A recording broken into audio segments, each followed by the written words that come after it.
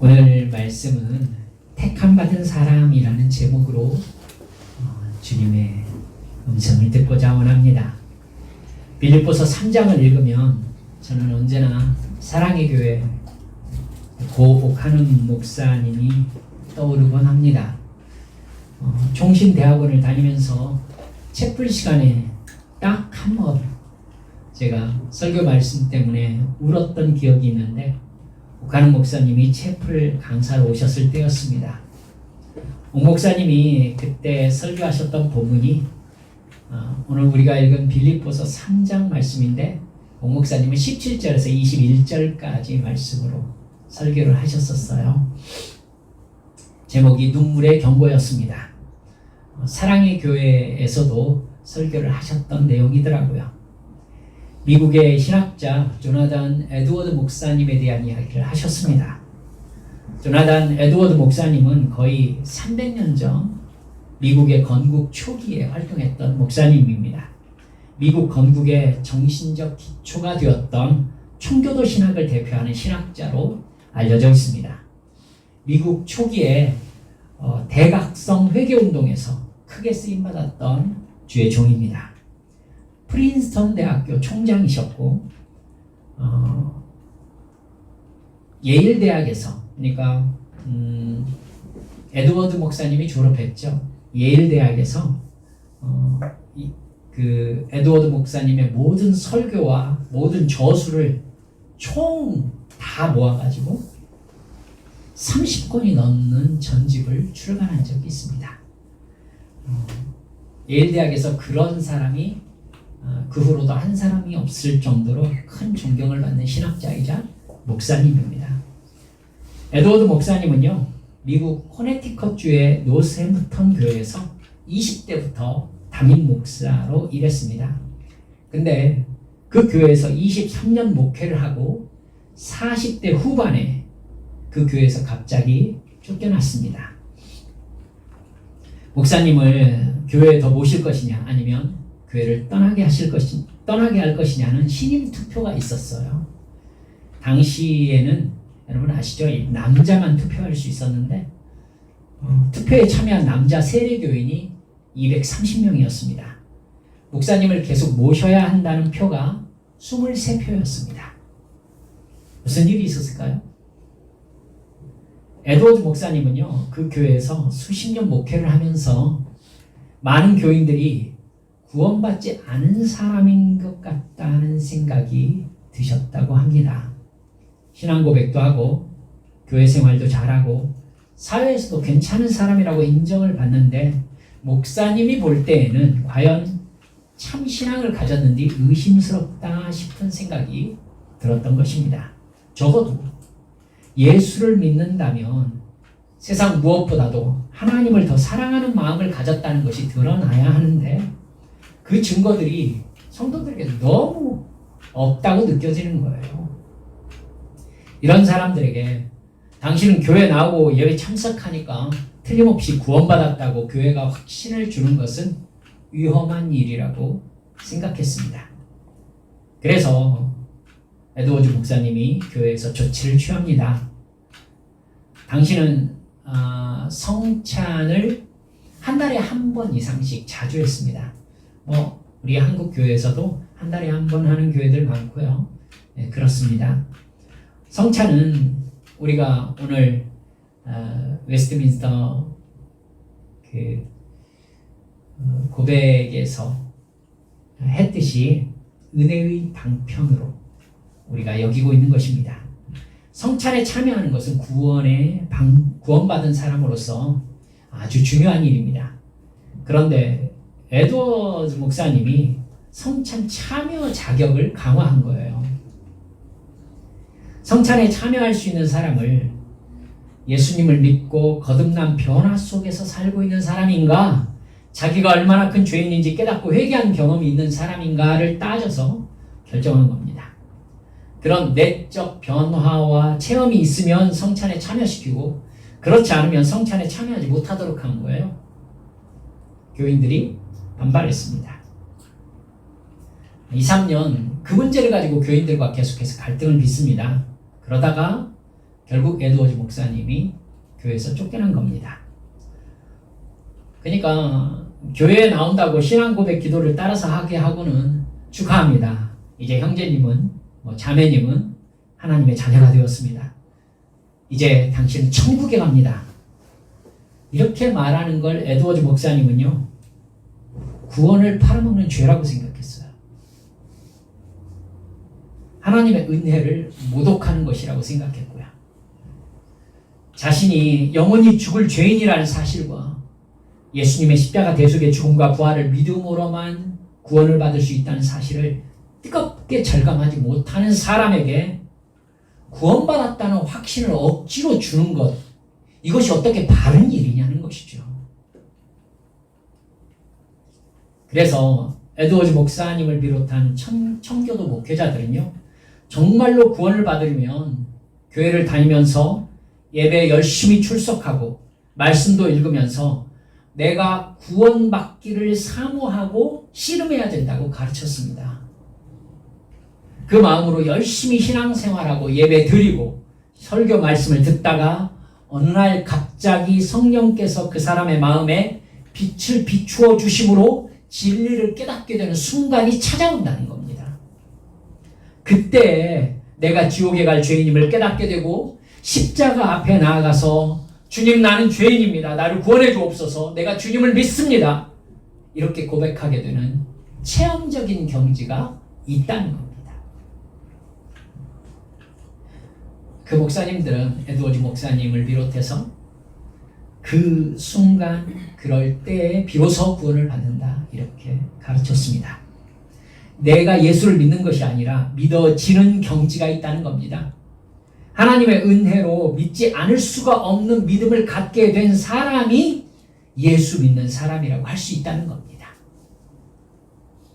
이런 경험은 그렇기 때문에 몇 년이 걸릴 수도 있고, 심지어 어떤 사람들은 평생 동안 교회를 다니면서 이 문제를 붙잡고 씨름할 수도 있다고 보았습니다. 목사님은요, 그때 이런 종류의 설교를 쭉 하시면서 구원을 가볍게 생각하는 한국 교회의 현 상황을 아주 신랄하게 꾸짖고 들추어내셨습니다. 내용을 제가 다 말씀드리지 못하지만 제가 정말 인상 깊었던 것이 그 채플 시간에 얼마나 조용했는지요. 제가 볼펜 떨어지는 소리를 7년 채플 시간에 처음 들었어요. 볼펜이 탁 이렇게 떨어지는 소리가 정말 크게 귀에 들릴 정도로 조용했어요. 제 옆자리에 제가 참 좋아하는 사랑의 교회 출신 전도사님이 앉아 계셨습니다. 설교 시작한 지 5분부터 설교 끝날 때까지 계속 울고 있었습니다. 그때 2,000명의 신학생들이 말씀에 압도되었습니다. 목사님의 축도가 끝나고 이제 모두 일어서서 이렇게 축복 기도를 받는데요. 아무도 채플실을 나가지 못했습니다. 채플이 끝나면 점심시간인데 그냥 가만히 서 있었어요. 그리고 조용히 뒤에서부터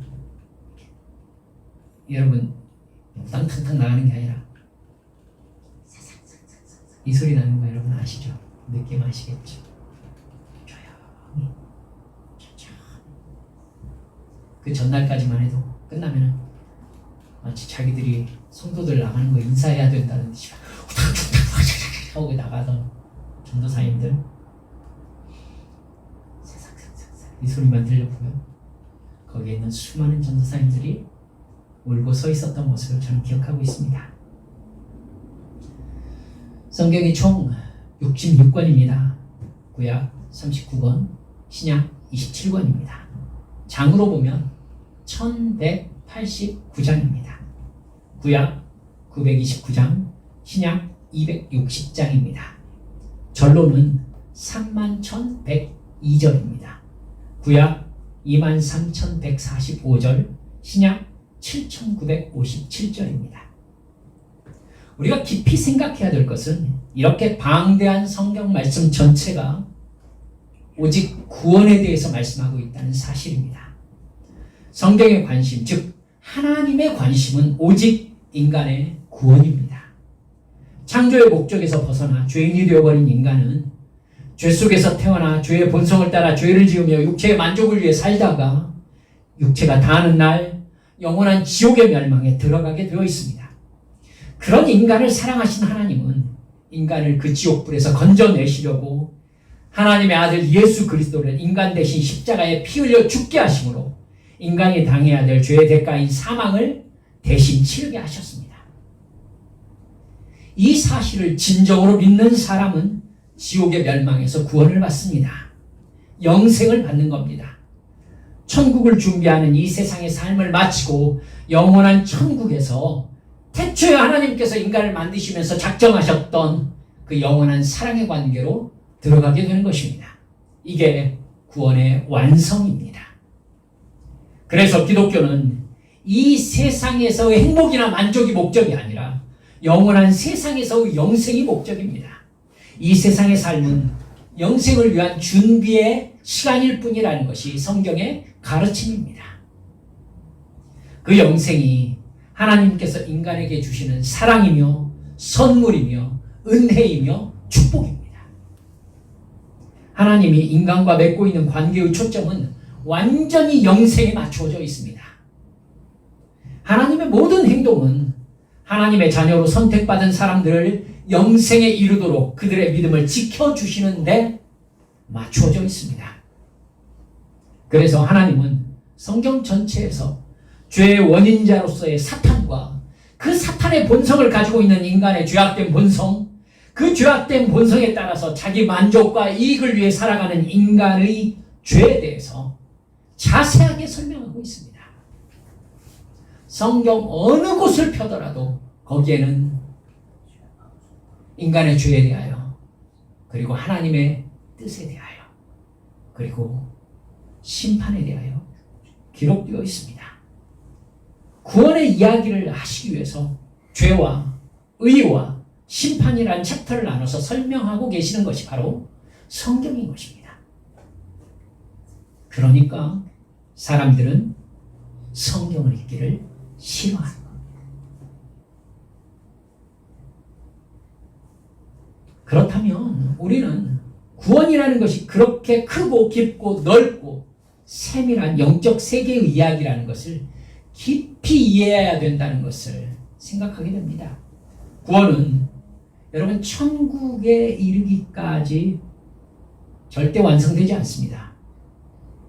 이 세상에서 살아가는 어떤 신앙인도 이 세상의 삶에서 구원의 완성에 이르지 못합니다. 따라서 그 누구도 당신은 구원받았다고 말할 수 없고 그 누구도 나는 구원받았다고 말할 수 없는 겁니다.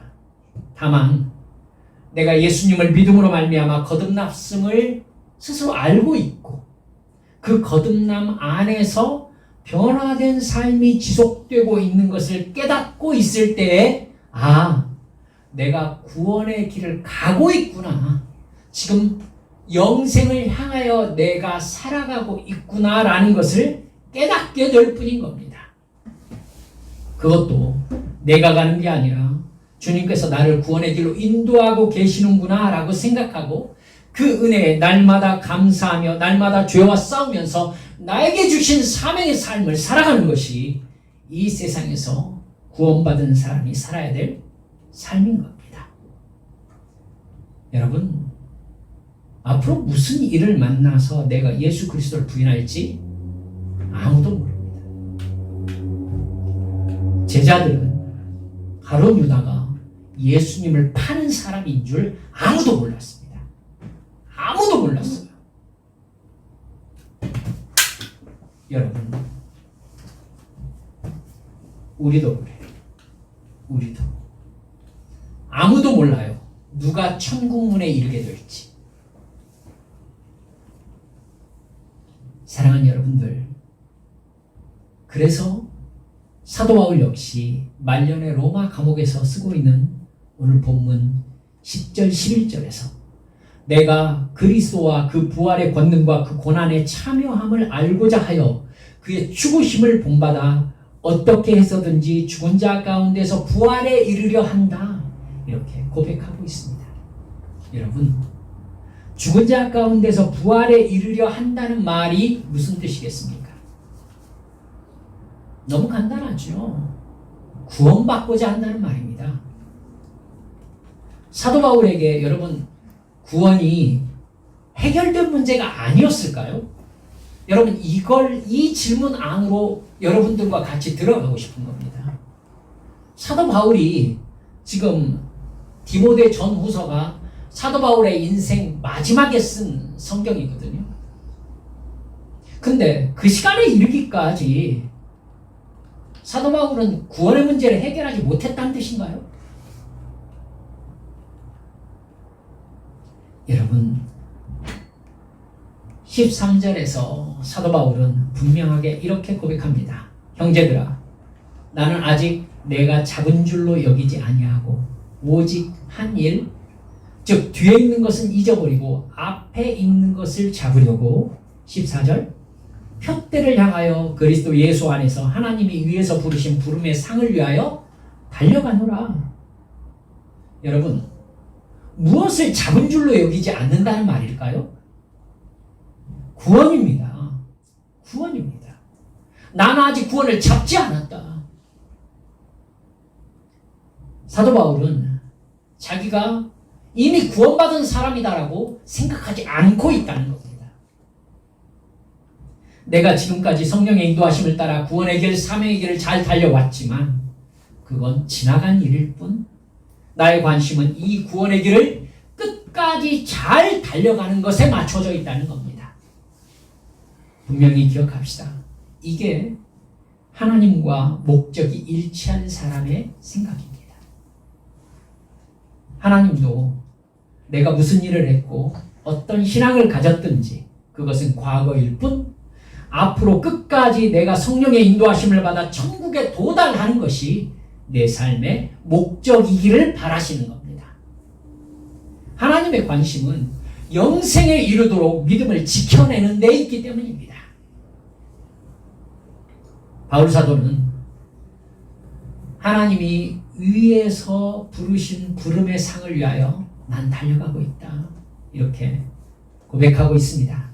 많은 분들이 이 말씀을 내가 수고한 것에 대해서 하나님이 상을 주시는 것을 바라보면서 내가 달려간다.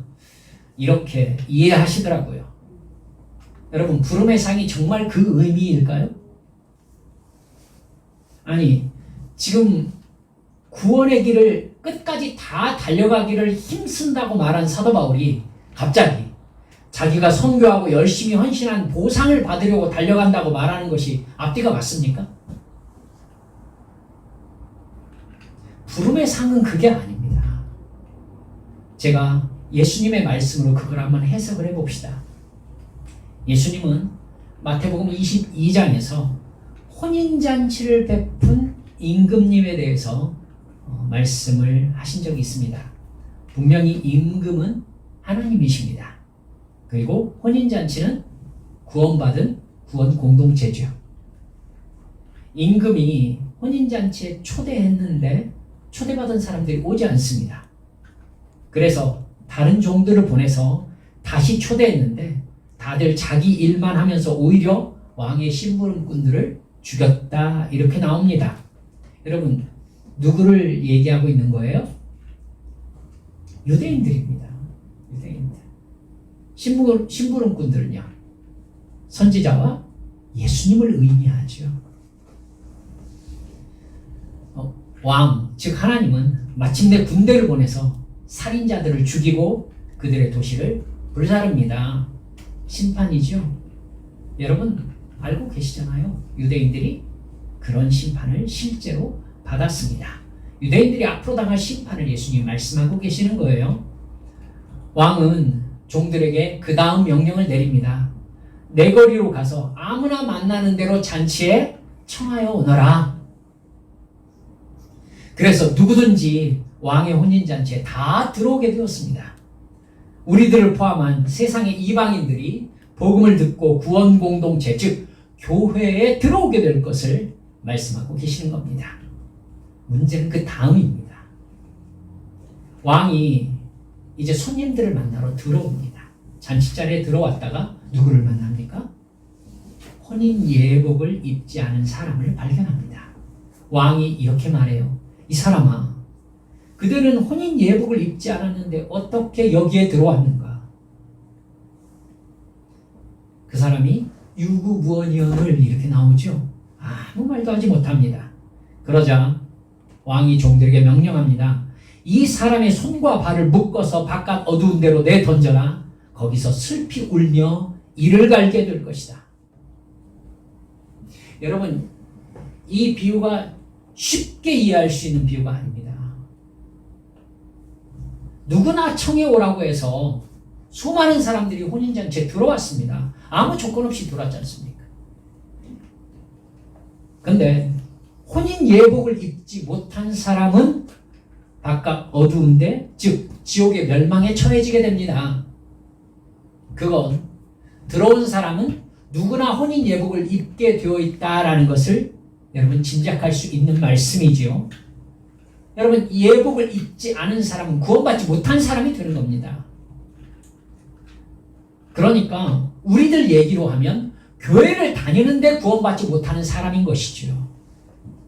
혼인 예복이 무엇이기에 이런 상황이 벌어졌을까요? 여러분, 이거에 대해서요, 심판이 완전히 이루어진 요한계시록 19장 7절 8절에 정답이 나와 있습니다. 혼인 예복이 무엇인지 정확하게 나오거든요. 예수님의 혼인잔치가 요한계시록 19장에는 이제 실제로 벌어진 상황으로 나옵니다. 우리가 즐거워하고 크게 기뻐하며 그에게 영광을 돌리세 어린 양의 혼인 계약이 이르렀고 그 아내가 예비하였으니 그에게 허락하사 빛나고 깨끗한 세마포를 입게 하셨은즉 이 세마포는 성도들의 옳은 행실이로다 하더라. 혼인 예복 그 세마포가 뭐라고요? 성도들의 옳은 행실이로다. 정말 예수님을 믿고 구원받은 사람이란 입으로 예수 믿는다고 하는 사람이 아니라 예배 참석만 하는 일요일 종교인이 아니라 거듭나서 행동이 변화된 사람, 옳은 행동을 하는 사람이라는 것이지요. 하나님을 사랑하고 이웃을 사랑하는 사람이라는 것입니다. 교회와 가정과 사회생활 가운데서 하나님과 이웃을 사랑하는 행동을 하는 사람, 그의 삶 속에서 하나님을 지극히 사랑하는 삶의 증거가 나타나는 사람, 그 사람이 바로 혼인 예복, 의의 세마포를 입은 사람이라는 것이죠. 자기 욕심을 위해 사는 것이 아니라 구원의 은혜에 감사하며 성령께 붙잡혀 사는 사람이라는 것이죠. 예수님은 이 혼인잔치 비유를 말씀하신 마태복음 22장 14절에서 심각한 결론을 말씀하고 계십니다. 청함을 받은 자는 많되 택함을 입은 자는 적으니라.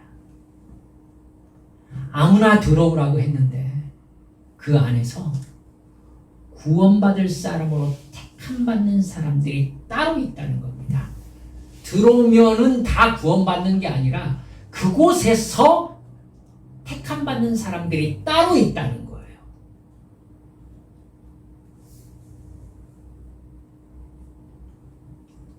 하나님의 아들, 하나님이신 예수님께서 말씀하신 겁니다. 설교 처음에 말씀드린 조나단 에드워드 목사님의 말씀이 이해가 가시죠? 교회에 나오는 것이 구원의 표지가 아닙니다. 정말 회개하고 거듭나서 이전과 다른 삶, 이전과 다른 옳은 행동을 하는 삶으로 변화된 사람이 그 이유가 구원받았기 때문에 예수 그리스도를 사랑하기 때문에 그가 거듭났음을 인식하고 있는 그 사람이 택함을 받은 사람이라는 것입니다. 이게 사도 바울이 말한 부름의 상입니다. 부름받은 사람은 많지만 끝까지 믿음을 지켜서 거듭난 삶으로 하나님께 응답하며 살아서 끝내 부름의 상을 받는 사람은 적다는 것입니다. 사도 바울이 부름의 상을 받으려고 달려간다는 말씀은 내가 애쓴 것에 대해서 인정받으려 한다는 것이 아닙니다. 죄악의 본성 속에서 살아가기 때문에 성령의 인도하심을 의지하지 않으면 우리는 어느 순간 죄악에 휩쓸려서 세상 자랑과 세상 즐거움에 빠져서 주님을 부인할지 아무도 모릅니다. 오늘도 깨어 기도하면서 성령의 인도하심을 따라 부름의 상, 구원의 완성을 향하여 나를 복종시키면서 내 십자가를 지고 순종의 삶을 살면서 구원의 길을 걸어가야 되는 것이 성도인 겁니다. 그래야 진짜 영생의 길을 가는 거듭난 사람이라고 할 수 있는 것이죠. 말씀을 마칩니다. 옥 목사님이 빌립보서 3장 18절 말씀을 읽고 마지막 하신 말씀은 이랬습니다. 여러분은 십자가의 원수입니까? 십자가의 연인입니까? 예수님을 정말 사랑한다면 여러분의 찬양은 예수님께 드리는 사랑의 세레나데가 되어야 되지 않겠습니까? 이렇게 말씀하셨습니다. 웃으라고 하신 말씀이었는데 전도사들은 오늘하고 정신이 없었습니다. 제가 사랑의 교회 수영관 가서 이렇게 뒤로 넘어가면 오카르 목사님 묘소가 있습니다. 그 묘소 앞에서 주님께서 오시는 날, 다시 뵙게 된 날을 고대한다는 표지석에 글을 읽고 감정이 북받쳐 올라서 많이 울었던 기억이 납니다. 우리 한빛의 가족들은 십자가의 연인입니까? 십자가의 원수입니까? 예수님을 사랑하는 사람입니까? 예수님의 사랑을 이용해서 내 이익을 얻기를 바라는 사람들입니까? 정말 회개하고 거듭난 사람입니까? 기독교라는 종교를 가진 종교인입니까? 십자가의 연인으로 늘 주님을 향한 찬양의 세레나데가 흘러나오는 우리 믿음의 성도들 모두 되시기를 주 예수님의 이름으로 축원합니다. 시간 우리 함께 기도하십시다.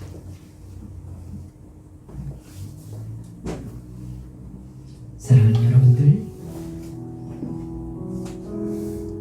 나는 사도 바울처럼 오늘 또 부름의 상을 위하여 달려가고 있는 하나님의 자녀로 살고 있는지 점검합시다. 구원은 이미 해결된 문제라고 말하는 사람들, 성경 말씀에 의하면 모두 다 거짓말하고 있는 사람들입니다. 사랑하는 여러분들, 지금이 중요합니다. 구원은 받은 것이 아니라 지금 내가 구원의 길에 서 있는가가 중요한 것이죠. 성령께서 여러분의 죄를 생각나게 하시거든 회개하고 돌이키십시오. 그리고 주여, 내가 죄와 싸우면서 저 영원한 영생을 향한 믿음의 걸음 흔들리지 않고 걸어갈 수 있도록 이 시간도 성령 충만케 해주시라고 주님 앞에 함께